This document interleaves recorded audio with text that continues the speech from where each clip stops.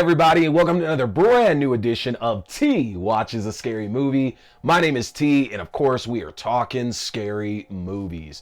I appreciate you tuning in for another brand new episode. Remember, new episodes are guaranteed to go up every Wednesday night at 8:30 p.m. Mountain Standard Time, but I always put out a bunch of more reviews throughout the week. So if you want to stay up to date not only on the new episodes Wednesday night, but the other reviews that I put up throughout the week, the best way is to subscribe to my link tree, which is linktr.ee/T Scary Movie. If you get subscribed to my link tree, not only will that give you access to the YouTube page for the video versions of the show, to the audio only versions of the show through your favorite podcasting platforms, but it'll also link you to my letterbox where you can see my movie rankings of films that I'm watching, as well as reviews for the new horror films I get a chance to go and check out, and to my TikTok so you can see the fun horror videos that I'm putting up as well. So make sure to hit that subscribe button so you're not missing anything at all when it comes to T Watches a Scary Movie. So what am I talking about tonight? Folks, I am jumping into the first entry of the Puppet Master series. This is a franchise that, it's weird, I grew up with it, and I've seen bits and pieces from a number of the films over the years, but to be honest, I've only ever seen, I think it's the second film, that is the only one in the franchise that I've seen all the way through, and it's been years since I've seen it, to where I couldn't tell you a single thing about it, except for some of the puppets that may show up in that film. And as I'm going through a lot of other classic franchises this year, like I'm jumping into Critters, I said I'm going to hit the Omen series soon as well too, I'm jumping into Leprechaun, I figured that this is one that I really needed to go back to and really spend some time with, because it's one that kind of exists on the opposite end of my interest in the horror, like the horror genre. And I love killer doll movies. Like, I've talked extensively before about the relationship with the Chucky movies I have, that is just one of my all-time favorite horror franchises out there. I'm a huge fan of Dead Silence. I like Pinocchio's Revenge. I know it's not a highlight for a lot of people. You know, the Annabelle series, like a couple of those are really good as well too. There is obviously a subgenre of horror that's dedicated towards killer dolls, and so it makes sense that at some point I was going to end up getting infatuated with this series, but it's kind of weird to think that I really haven't seen most of any of them. And so it just made sense to jump in on number one and let's go from there. And I was fascinated to find out that this is a franchise that went direct to video. That, unlike a lot of franchises, more popular ones that we know from like the 70s and the 80s, that eventually after a few entries went the direct to video route, that Puppet Master is one that just started that way. And if anything, it's continually built an audience over this direct to video installments that they've done, honestly, to where it's just gotten bigger and bigger and bigger, regardless of the quality of the films. Now, again, I haven't seen most of them, just bits and pieces, so it's hard for me to say whether or not that's good or bad, because to be quite honest, if you talk to any Puppet Master fan, they're going to say nothing but really, really good things about the entire franchise. And honestly, that stands out, because if you think about some of our more popular ones, your Freddys, your Jasons, your Chuckies, your Michael Myers, you know, all the stuff you're thinking of, there's always going to be like bad entries in there, and a part to where fans are very much divided amongst these are the good ones, these are the bad ones. But from Puppet Master, all I can really hear is that you kind of know what you're getting into with this franchise, and it's very much either they're all good or they're all bad. So Puppet Master, our first entry here, which came out in 1989, starts off by introducing us to a puppeteer named Andre Toulon. And Toulon is responsible. He takes care of a number of puppets that he's seemingly found a way to brought back to life.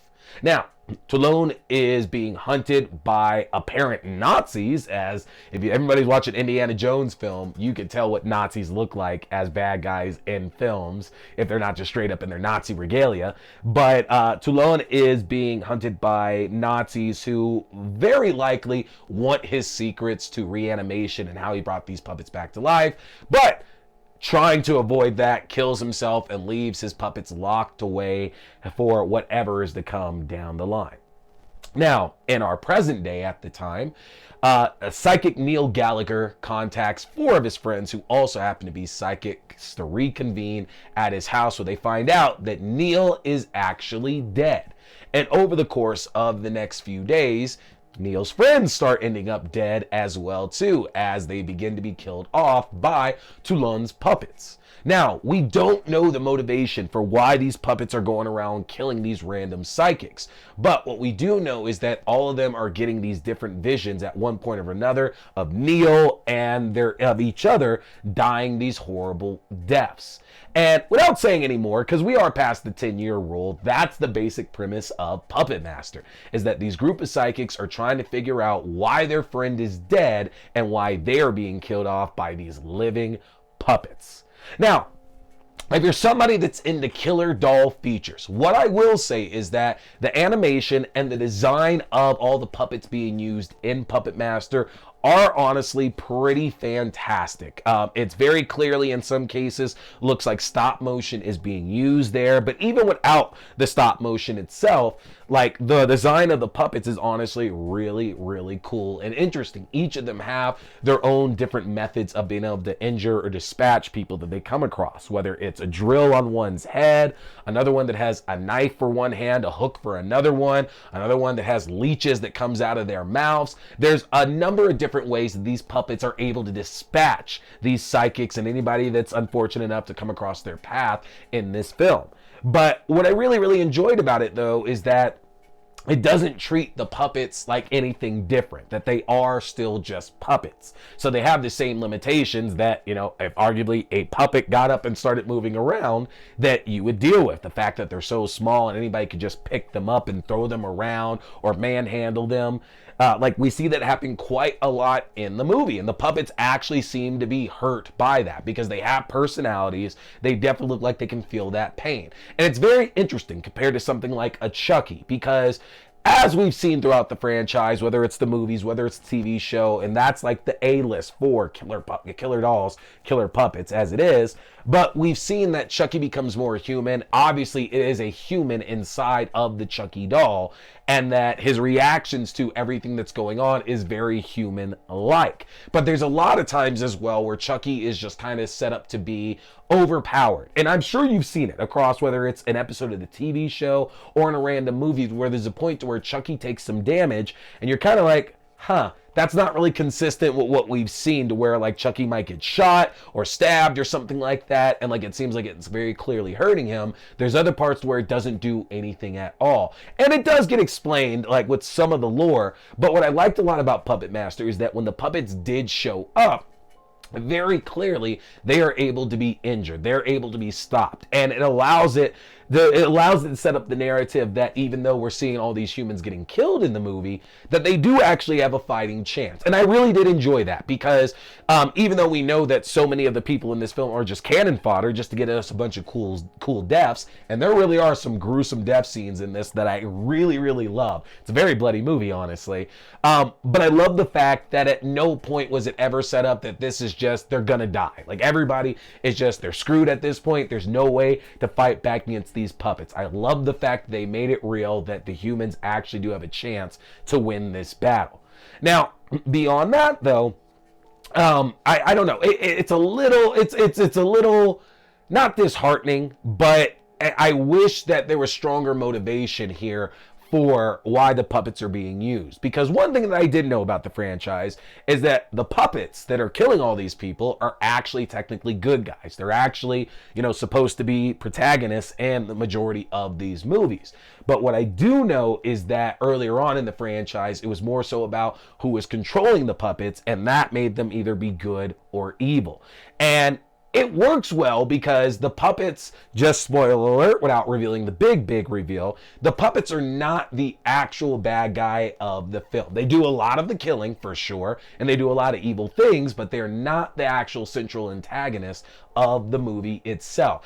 And it kind of ends up being a bit of a downer, because when we do find out who the antagonist is, you know, the puppets only kind of barely win. And you'll see it when you watch it, because it is available for free right now to watch on Amazon Prime, by the way. So if you have Prime, check it out. But the puppets don't really stand a great chance against this antagonist until there's a lot of help that's kind of put in with it. And I think that was the only downside for me, because I realized the people that they're killing throughout the film aren't these like hard edge like protagonists. It's like, oh man, you know, that's an Arnold Schwarzenegger type. Of course, that person's not going to get killed. But it just seems like very mismatched, that they should be able to easily take out who this antagonist is, and they struggle so much with it. But again, that might be very much on purpose. I'm going to watch the other movies, so we're going to see how that power level actually like fluctuates across these other films. But again, I enjoyed this movie for certain. I would say that quality-wise, it does stand the test, at least in regards to the puppets themselves, with any other killer doll movie that you can think of. The story itself might be a bit on the flimsy side. It might not be as entertaining or engrossing as a Chucky or a Megan or an Annabelle, but I do think, though, that at least for the first film, the death count, the death scenes, the puppets themselves, they're enough to keep you hooked to at least check out a couple more entries. So, you are going to want to make sure to hit that subscribe button, because, folks, I am going to be diving into more Puppet Master movies over the next couple of months. You're not going to want to miss out on that at all. And definitely make sure to hit that subscribe button as well, too, because I got more great reviews coming up for y'all as well, including Leprechaun, Arachnophobia, Late Night with the Devil. It's going to be a great month, y'all. But that's going to do it for me tonight. I appreciate you checking out this review. Hit that like button if you enjoyed what I had to say. And let me know in the comments section if you watched these Puppet Master films and what you think about them. But that's going to do it for me tonight, folks. My name is T. We've been talking scary movies. Stay scared. Hey everybody, looking for a great way to stay up to date on horror news, as well as read the best of articles on anything scary out in the world right now? Then you need to head over to the Fangoria shop and get yourself a subscription. If you go to shop.fangoria.com/AXDEW, you can use my own personalized 20% discount to save 20% off on Fangoria magazine subscriptions, as well as 20% off any other items in their fantastic shop. This is a great deal. If you've ever been wanting to get yourself a subscription, now is the time to do so. Head to shop.fangoria.com/AXDEW.